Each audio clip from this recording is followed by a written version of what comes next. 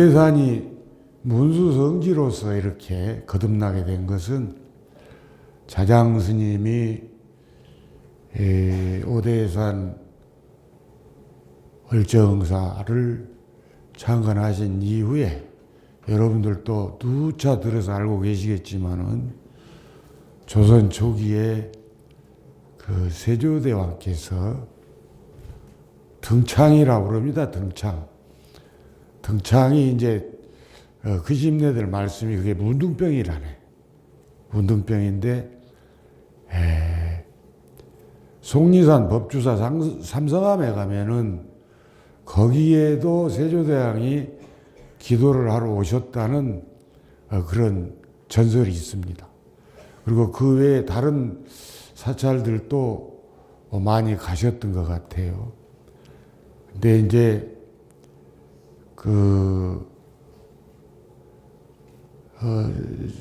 조선 말기에 신미해각 스님이라는 스님이 서울 봉은사에 그러니까 이제 오대산에서 예지몽을 꾸고 이 나라의 국왕이 죽을 병이 들었는데 가서 모시고 와가지고 기도를 해라 하는 그런 예지몽을 꾸고 그 서울에 입성하기가 힘드니까 물장수로 변장을 해가지고 봉은사 마국간에서 이렇게 반은 속인 반은 스님 비승비속으로 물장수를 하면서 이렇게 생활을 하고 있는데 하루는 세조가 이렇게 뚝섬 쪽을 바라보니까 거기에서 이제 빛이 나는 겁니다. 방광을 한 거예요. 그래 이상하다 가보라고 하니까 그 방광을 하는 장소에 거지가 하나 누워 있는 겁니다. 수염은 더부룩하고 승복도 아닌 그 저작거리에서 장사들 그 넝마들이 입는 그런 옷을 입고 잠을 자고 있는 겁니다. 그래서 그래도 이제 그 빛을 봤기 때문에 그 신미해각 스님을 깨워가지고 이제 궁으로 이렇게 모시고 가서 자초지종을 들으니까 세조대왕 앞에서 이제 그 스님께서 이러이러한 꿈을 꿔서 부처님의 그런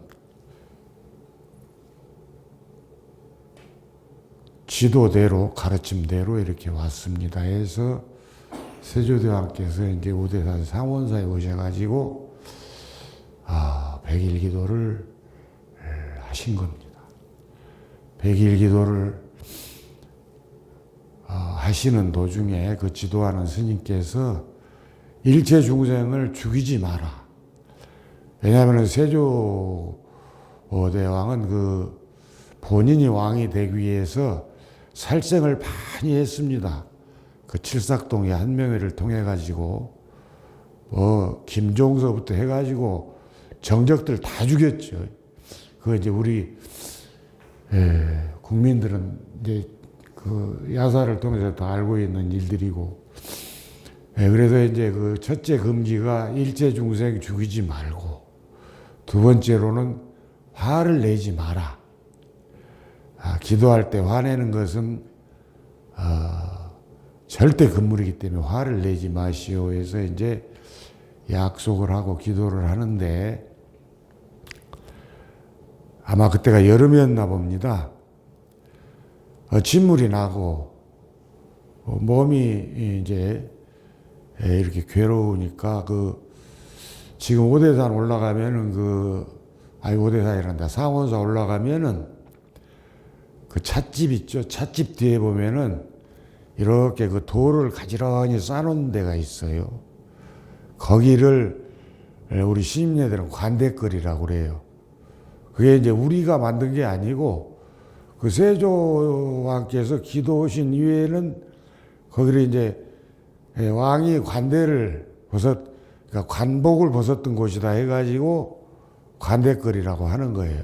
근데 그 흔적이 지금도 그 담을 조약돌로 이렇게 가지런히 쌓아놓은 데가 있어요. 거기가 이제 세조대왕의 그 목욕탕인 겁니다. 몸이 괴로울 때는 거기에 내려와서 항상 목욕을 하신 겁니다. 그렇게 이제 100일 기도를 하는데 하루는 웬 동자가 와가지고 이게 등을 좀 밀어드리겠습니다 하는 거예요. 그러니까 이상하거든요. 깊은 산 중에 웬 동자가, 이쁜 동자가 와가지고 등을 밀어주겠다고 하니까 왕이 이제 회의를 승낙을 하고 동자가 이제 등을 밀어주게 된 겁니다. 근데 왕이 느꼈을 때 아주 시원하고 기분이 좋은 거예요. 그래 이제 그런데도 고민을 하는 겁니다. 이 큰 스님께서 기도하는 도중에 일체 중생 죽이지 말라고 했는데 조선의 그 국법은 일반 평민이 왕의 몸을 이렇게 보거나 이렇게 만지게 되면은 바로 죽여야 되는 그런 국법이 있었답니다. 그런데 이제 그 기도를 할 때, 시작을 할 때 약속을 했기 때문에 살생할 마음을 거두고 대신 이렇게 이제 편법을 쓰는 거예요. 어린 동자한테 얘야 저 절에 가거든 그 왕 임금에 등목을 해줬단 말을 절대 하지 마라. 그러니까 알겠습니다. 그리고 그 동자도 그러는 거예요. 마지막 말이 그러면 대왕께서도 절에 가가지고 절대 문수동자를 봤다는 말은 하지 마십시오 하고 이제 가는 거예요. 갔는데 눈을 감았다 이렇게 뜨니까 어디로 온데 간데 없어져 버린 겁니다. 그러고 나서 임금님께서는 등창이 씻은 듯이 나왔다고 그럽니다. 그래서 이제 임금이 왕쾌가 돼가지고 한양으로 가서 이제 다시 국사를 돌보시고 하는데 해년마다 꼭 한 번씩은 이 문수성지에 이제 참배를 오시는 거예요. 그것도 상원사에서 기도를 하셨기 때문에 상원사 참배를 늘 내려오시는데 하루는 고양이가 그 상원사 금방 문턱을 넘으려고 하면은 이 도포자락을 와서 무는 거예요. 뒤로 당기는 거예요. 한 번도 아니고 3번에 걸쳐서 그러니까 이상하다 하는데 지금은 이제 탁자를 고쳤어요. 우리가 어려서 출가할 때만 해도 거기에는 이제 이렇게 빨간 그 보자기로 커튼을 이렇게 해가지고 그 탁자 볼을 이렇게 씌워놨어요. 이렇게 탁자 밑에 이렇게 사람이 몇 명은 들어갈 수 있는 정도로 이렇게 공간이 있습니다. 거기에 사육신들이 칼을 딱 들고 서 있는 거예요. 이놈의 새끼 그냥 들어오기만 해봐라. 그냥 우리 단종대왕이 모살 해가지고 죽게 만드는데 이놈 목 쳐버린다 하고 사육신들이 2명이서 다 거기서 칼 들고 서 있는 거예요. 그래서 고양이가 이제 세조대왕의 목숨을 구해준 겁니다. 그러고 나서 이제 사육신들은 여러분이 아시다시피 형장에 이슬로 사라졌죠. 죽어가면서도 그 기계를 굽히지 않았잖아요. 사육신들이 백년 이계 하유제 해가지고. 그런데 이제 이 세조께서는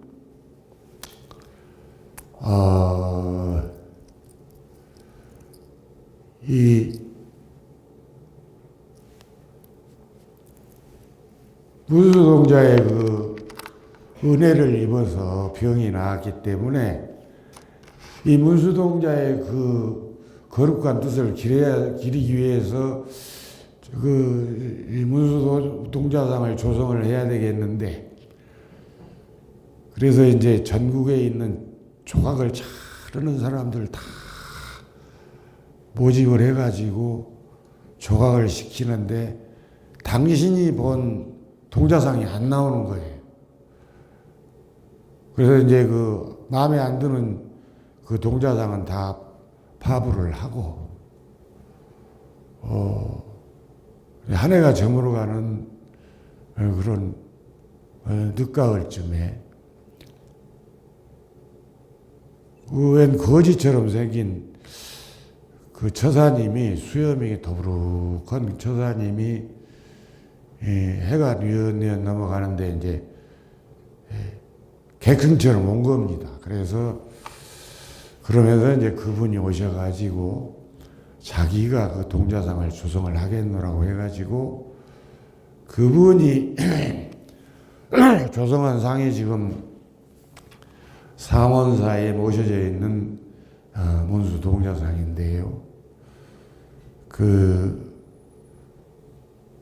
동자상이 세조대왕께서 볼 때에 그 목욕할 때 와서 등을 밀어준 동자상하고 똑같은 동자상이기 때문에 그분을 모시기로 하고 이제 승낙을 했는데, 그것도 이제 그 조성을 하고 나서 끝 마치고 아침에 보니까 그분이 온데간데가 없어요. 뭐 사례를 해야 되는데 인사말도 없이 가버린 겁니다. 그래서 사실인지 아닌지는 모르겠지만 그때의 대중과 임금의 생각은 문수보살님께서 또 오셨었구나 하는 그런 거룩한 생각을 했다는 얘기를 상원사에 머물면서 살면서 저는 상원사에서 중이 됐는데요. 그 스님들께 이렇게 아주 못이 박히도록 들었습니다. 얼마나 좋은 일인지 앉으면은 스님네들은 그런 말씀을 하시고, 그런 전설을 통해서 우리는 이제 무엇을 느끼냐 하면은 지극한 마음으로 기도를 하면은 반드시 성취를 하는구나. 우리가 열심히 안 하고 망상을 피워서 그렇지 기도가 성취가 안 되는 것은 아니거든요. 그래서 이제 오늘은 기도하는 날이기 때문에 이 소납도 기도를 참 좋아하고 많이 했습니다. 저는 경주제시 종성으로 태어나가지고 외아들인데요. 20살에 출가를 결심하고 출가를 했습니다. 근데 저희 아버지가 저를 한갑에 낳으셨어요. 저희 큰어머니, 그러니까 우리 아버지 본마누라께서 아들을 낳다가 태가 올라붙어가지고 돌아가셨다고 그러는데, 그 원기가 있어서 그러는지 아버지께서 장가를 20번을 가셔가지고 아들을 20명을 낳았다고 그럽니다. 근데 그 아들들이 7살을 못 넘기는 거예요. 그렇게 해서 옛날에는 아구장이라 그래가지고 묻는 게 아니라 그렇게 덕석에 말아가지고 지고 가서 산에서 돌무덤을 이렇게 만들어 놨다고 그러죠. 그러고 나서 마지막에 전국에서 사주관상을 제일 잘 본다는 그 사주관장에게 이제 한갑전에 부탁을 한 거예요. 내가 어디를 가면 아들을 하나, 쓸만한 아들을 하나 낳겠냐 하니까 유교동란 때 본 남편을 여의시고 아들 하나 딸 하나 이렇게 데리고 사는 과부를 이제 점을 찍은 거예요. 혼자 사는 과부. 저분이면은 되겠다 해가지고 쌀을 한 가마를 가지고 이제 우리 어머니한테 프로포즈를 하셔가지고, 그때는 먹고 살기 힘든 때니까 어머니께서 승낙을 하셨는데 제가 태어났습니다. 그런 우리 가문에 영가가 많기 때문에 저는 보험기도도 3번 걸쳐서 일생을 통해서 했습니다만은 제가 토굴에 살면서도 늘 18년 동안 지장주력을 했습니다. 나 같은 경우는. 그랬는데 이제 우리는 그 집네들 말씀을 들어보면은 상응이는 참선을 하고 중궁기는 경전 공부를 하고 하근기는 주력을 해라 이렇게 말씀을 하셨어요. 그래서 저 같은 경우는 이제 금기가 수승하지 못해가지고 참선도 해봤지만 오래 못하고 경전도 공부를 해봐도 이해가 잘 안 되고 그래서 이제 맨 하근기가 하는 주력을 그렇게 오래 한 겁니다. 그런데 제가 체험한 건 아닙니다만은 기도를 하셨던 분들의 얘기를 들으면은 어떤 분들은 금강경에서 방광을 한다고 말씀하시기도 하고 또 이제 보고에서 기도하면서 들으면은 거의 열심히 하시는 분들은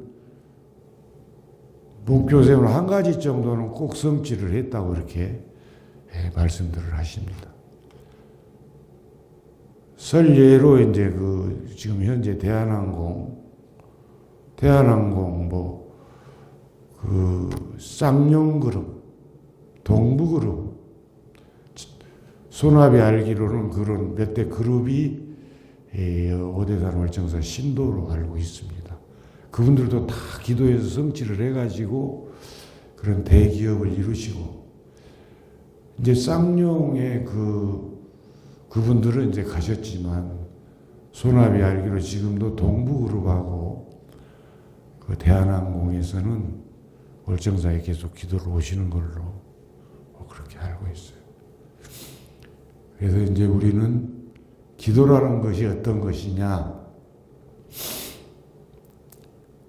우리가 돋보기를 가지고 우리가 학교 다닐 때 배웠죠. 이렇게 소음을 태우려고 하면은 태양하고 돋보기하고 이 물체하고 초점을 잘 맞춰야 됩니다.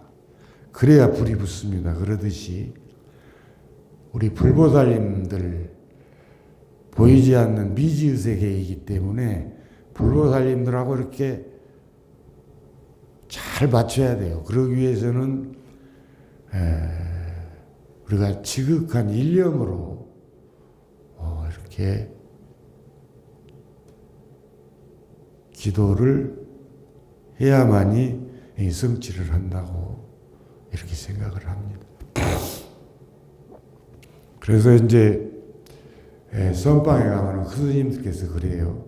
행주좌와 어묵 동정 속에서 화두가 항상 성성해야 된다. 그러면은 행주좌와 어묵 동정이 뭐냐? 우리가 행동으로 뭘 하거나 어디에 머물러 있거나 앉아 있거나 누워 있을 때에 이 화두가 한 생각으로 성성하게 이어져야 된다는 겁니다. 그러면 그게 참선하는 데만 필요한 거냐? 기도할 때도 마찬가지예요. 기도할 때에도 꼭 법당에서만 할 게 아니고 행주좌와 어묵 동정 속에서 예를 들어서 버스를 타고 갈 때에도 설거지를 할 때에도 마당을 쓸 때에도 항상 내가 서가모니불을 하고 있으면 서가모니불 하고 관세음보살 하면은 관세음보살님 하고 신묘장구 대단하니 하고 있으면은 계속 신묘장구 대단하니를 하는 거예요. 멈추지 말고 계속 하는 겁니다. 그렇게 행주좌와 어묵동정 속에서 쉬지 않고 기도했을 때 우리는 가피를 얻을 것이라고 생각합니다.